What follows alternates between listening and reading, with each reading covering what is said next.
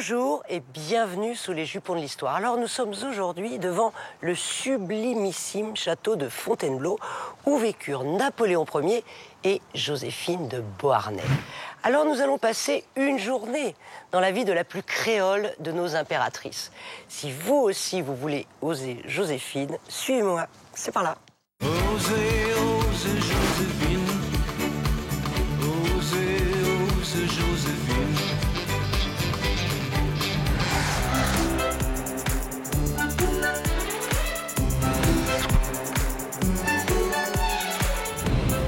Marie-Joseph Roustaché de la Pagerie naît aux Trois-Îlets à la Martinique.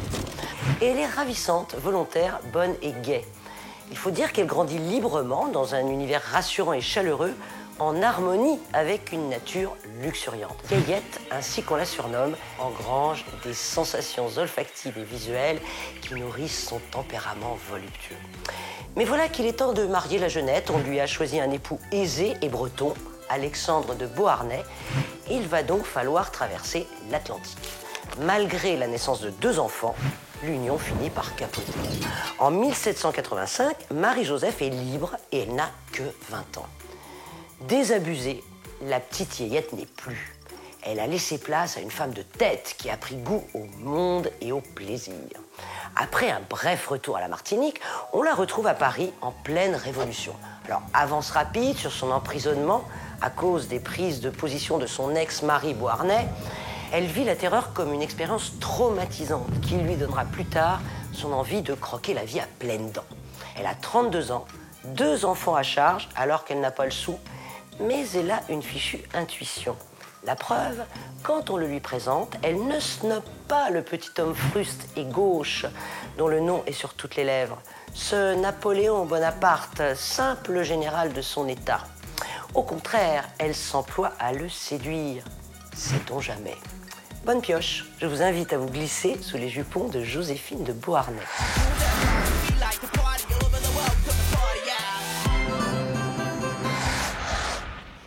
Christophe Beyeler, bonjour. Vous êtes conservateur chargé de Napoléon au château de Fontainebleau. Bonjour Christine, bienvenue à l'émission Clio en Jartel.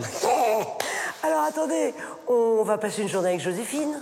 Mais oui, et le Beauharnais. plus simple, c'est de commencer par la chambre à coucher où elle se réveille, elle verra une nuit peut-être agitée, mais il est temps de se parer. On y va.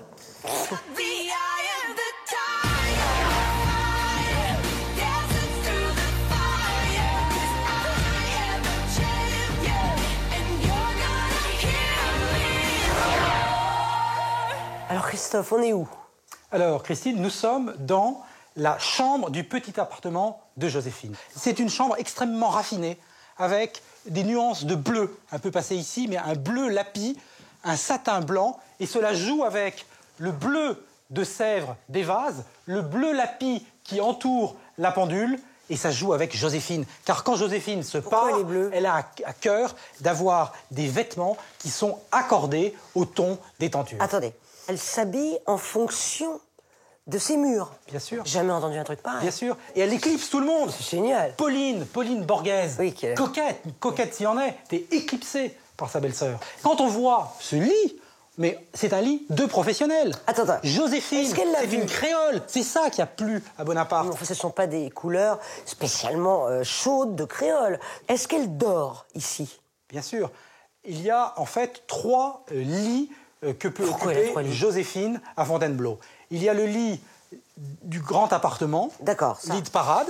Quand Il y est-ce a qu'elle lit, là ce lit-là, c'est celui où elle est généralement. Et puis il y a un lit de repos ailleurs, Voilà, 3 lits. dans le boudoir turc. Est-ce qu'elle a dormi ici? Bien sûr. Est-ce qu'elle a reçu Napoléon dans ce lit-là? Bien sûr, elle passe l'essentiel de ses nuits ici. Il faut savoir que sur 5 ans et 7 mois de règne, l'épouse de Napoléon, elle a passé au total 3 mois à Fontainebleau, tout cumulé. C'est énorme Oui, pour oui, un c'est couple sans énorme. cesse en Comme mouvement. tous les rois de France. Et c'est ici que Bonaparte, Napoléon, l'a rejoint. Alors, bien entendu... Elle ne va jamais dans sa chambre à lui. Non.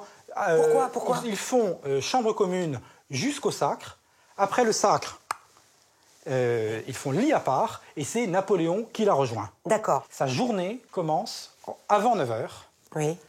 elle se lève. Il y a combien de personnes dans cette pièce au moment où Joséphine se lève? Elles sont peu, bien évidemment.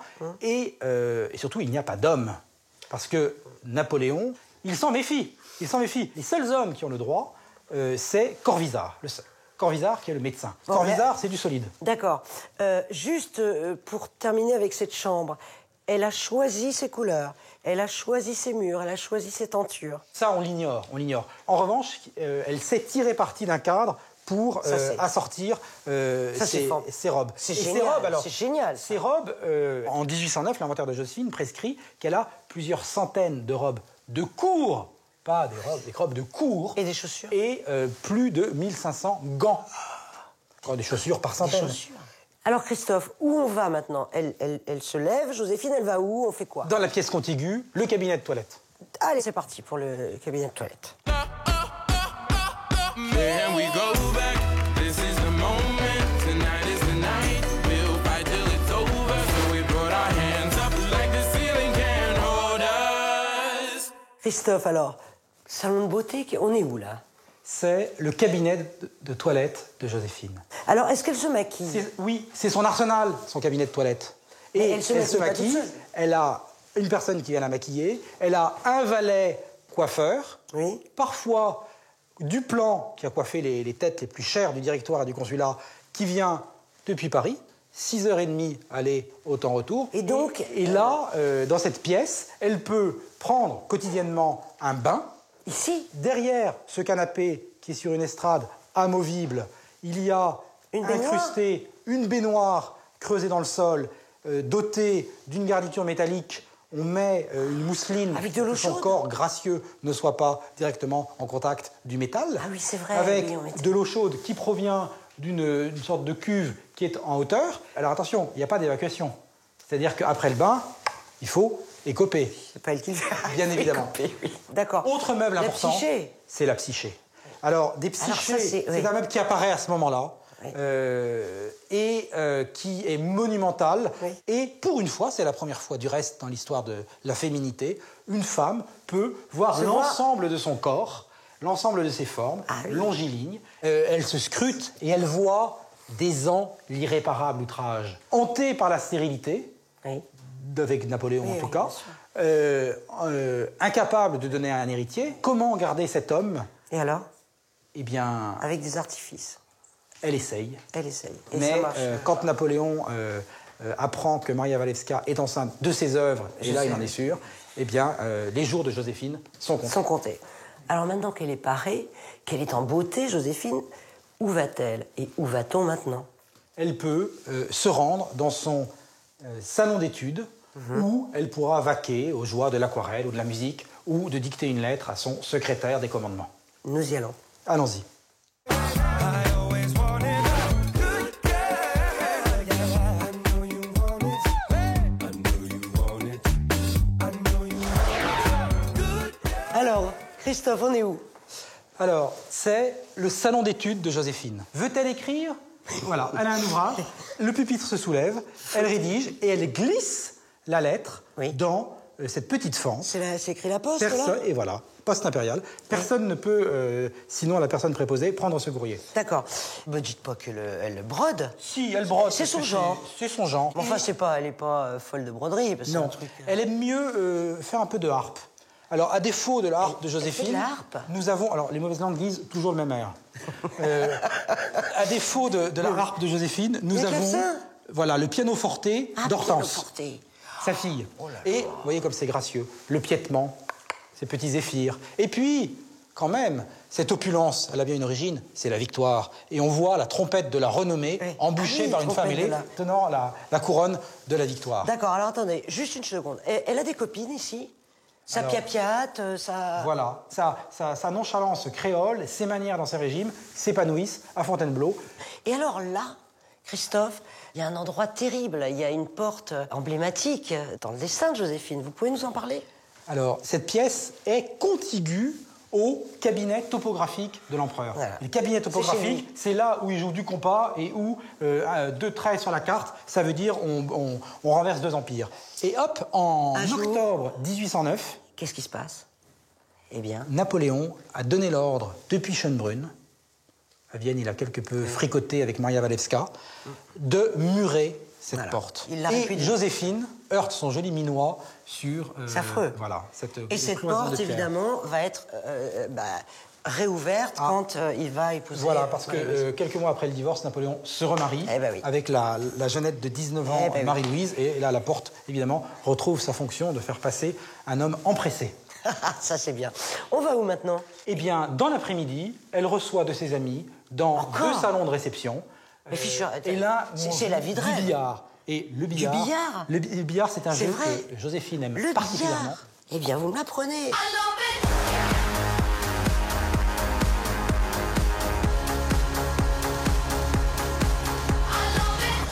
Alors Christophe, vous avez dit billard. Alors billard, moi ça m'évoque Chicago, les tripots.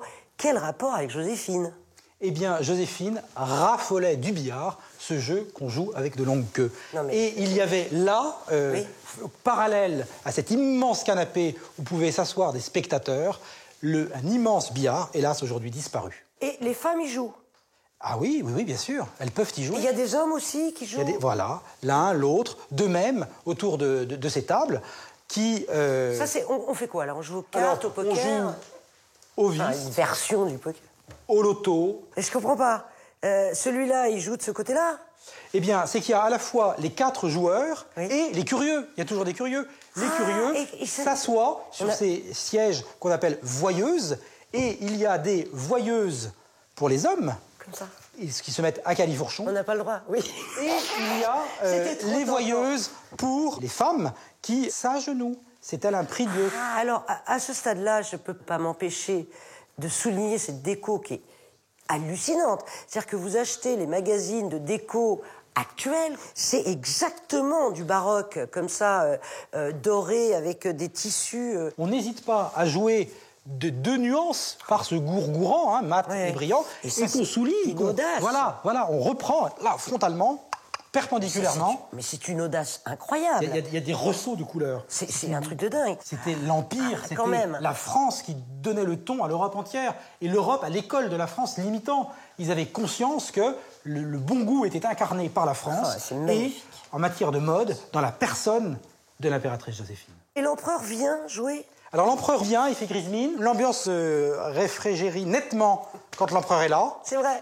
puis il part régler des affaires, et quand il se couche, il fait venir Joséphine. Et Joséphine quitte son cercle et va lui faire la lecture, va presque le materner. La lecture? Oui, la C'est tout? lecture. On a interrompu la partie là où on en était, elle reprend en compagnie de l'impératrice, et cela nous mène jusqu'à minuit passé, Oui. de sorte qu'elle est couchée vers 1h au plus tard. Très joli. Merci Christophe. Je vous propose qu'on aille retrouver nos experts maintenant en plateau pour la suite de l'émission.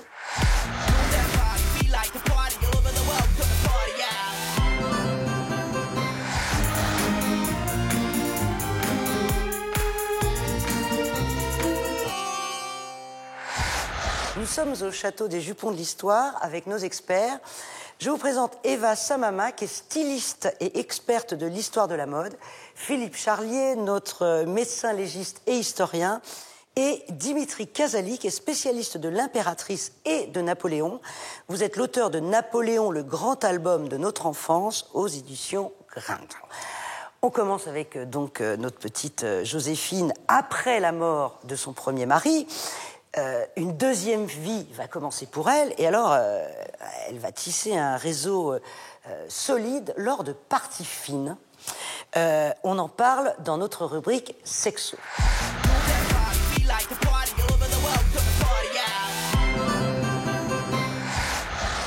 Alors Philippe Charlier, avant de rencontrer Napoléon Bonaparte, donc, Joséphine, elle vit à fond sa sexualité, hein. Et effectivement, elle participe à des soirées fines qu'on appelait les merveilleuses et les incroyables. Qu'est-ce que c'est que ça? En fait, les Incroyables et Merveilleuses, ce sont des jeunes gens qui, juste au décours de la Révolution française, en profitent bien.